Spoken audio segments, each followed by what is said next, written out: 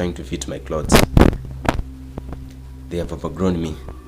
See, they can no longer accommodate me. I've been growing some muscle.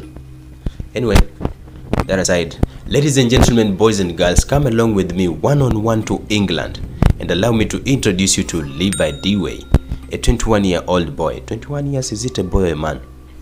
Anyway, let's go with young man. So Levi Dewey is a football amateur and a professional welder, and I hope everyone could have the resilience, the endurance and optimism of this young man. He lost both his legs days before turning 21. This was after he fell ill with flu symptoms. So how did he get at this point? Me coming into the hospital with flu symptoms and end up being discharged with both legs amputated. Welcome to this channel and let's look at this case. This was December last year, and this video is being shot February 2023. So December 2022, it was on 7th. Levi Dewey, a young, sporty and active footballer playing for Wellington FC or Wellington Football Club, was brought to Royal Derby Hospital with flu-like symptoms with breathing difficulties. So his condition deteriorated at pace. He suffered sepsis, went into septic shock, and also had multi-organ failure. At one point, he was described as the sickest man in the country. Just how bad was he suffering to be described as the sickest man in the country? His parents were told that he only had 30% chance of survival. This must have been devastating to them, right?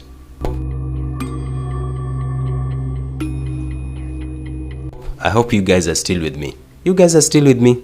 Okay, let's proceed. So after taking a good history and running some diagnostic tests, doctors realized that I would discover that he was suffering from influenza B and pneumococcal pneumonia. You guys might have also heard of influenza A. So what are the differences? Influenza A can spread from animals to human beings and can cause pandemics.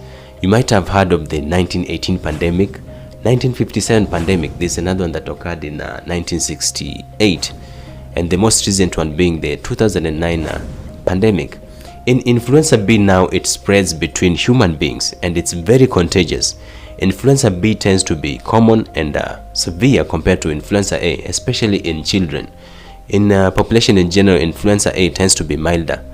Symptoms might be the same, but they may vary between individuals and also depends with individual health status. On the other hand, pneumococcal pneumonia is infection of the lung caused by this bacteria called Streptococcus pneumoniae or pneumococcus. So people can spread pneumococcal infection to others through direct contact with respiratory secretions like mucus or saliva. So in many people, especially children, they might have this bacteria in their nose or throat at one time or another, but they do not become ill. We call this a carriage, or this person is a carrier. But we do not understand why it really causes infection in these people. Influenza B can pose a risk for severe secondary infection in a previously healthy person. In fact, there was a research that was done. It shows that 75% of patients with the influenza who go on to develop pneumonia are confirmed to have a secondary bacterial infection. This makes bacterial pneumonia one of the commonest causes of sepsis and subsequent septic shock and influenza-related deaths. Patients who are admitted due to pneumonia are rarely tested for influenza. This is because the admission incidence due to this virus is highly underestimated. So severe search for influenza and empirical treatment is warranted. That being said, ladies and gentlemen, boys and girls, my dear viewers and listeners, I want you to take note that most patients with sepsis are normally misdiagnosed to have pneumonia. So it calls upon the doctor or a doctor to do an extensive history checking and also carry out diagnostic tests that will help identify the organism that is behind the sepsis.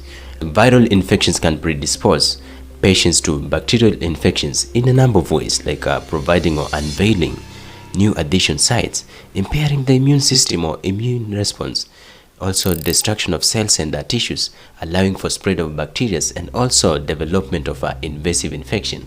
Infection prevention methods and measures can help reduce the incidences of influenza along with the secondary bacterial infection. So one way to do so is by ensuring that you get your annual flu vaccine, along with a good hygiene practice like a regular and a thorough hand washing. All that information, let's get back to our guest. Lara, who is Levi's mother, 47 years of age, said that their family had been told that their son could potentially lose both his legs and he needed an operation. Which operation is this? Amputation. Wow. Anyway, they said that they were prepared for this outcome if it meant saving Levi's life. So as his condition deteriorated in Derby, they had to transfer him to, or he was transferred to Glenfield Hospital in Leicester, where he was supposed to receive an ECMO. ECMO is an abbreviation of extracorporeal membrane oxygenation, also called extracorporeal life support. It is used to prolong cardiac and respiratory support in patients whose cardiac or respiratory functions cannot provide adequate gaseous exchange or perfusion to sustain life. Please don't confuse this with the heart-lung machine.